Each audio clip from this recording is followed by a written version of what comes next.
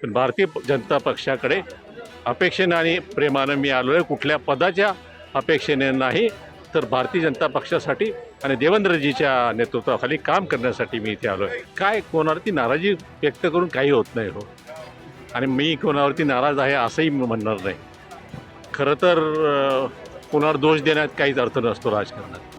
प्रदेश भारतीय जनता पार्टीचे अध्यक्ष माननीय चंद्रशेखर बावनकुळेजी आणि कार्यकारी अध्यक्ष रवींद्रजी चव्हाण यांच्या नेतृत्वाखाली मी भारतीय जनता पक्षात आज प्रवेश केला आहे.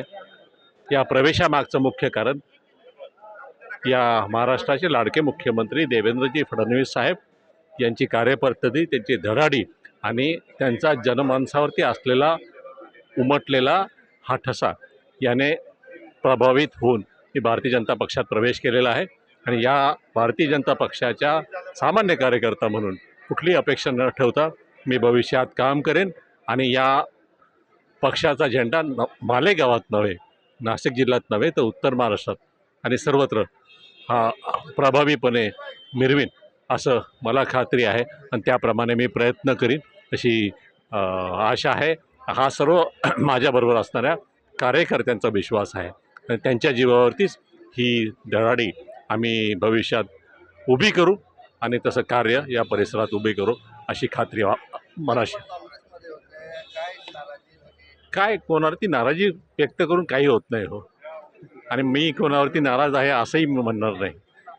खरं तर कोणावर दोष देण्यात काहीच अर्थ नसतो राजकारणात. व्यक्तिगतरित्या मला कोणावरती दोषारोप नाही, पक्षावरती नाही, संघटनेवरती नाही, संघटनेच्या पदाधिकाऱ्यांवरती नाही, पण भारतीय जनता पक्षाकडे अपेक्षेने आणि प्रेमानं मी आलो आहे. कुठल्या पदाच्या अपेक्षेने नाही, तर भारतीय जनता पक्षासाठी आणि देवेंद्रजीच्या नेतृत्वाखाली काम करण्यासाठी मी इथे आलो आहे आणि ते मी चांगलं काम करून दाखवेल, कुठल्याही पदाच्या अपेक्षेने नाही. थँक्यू.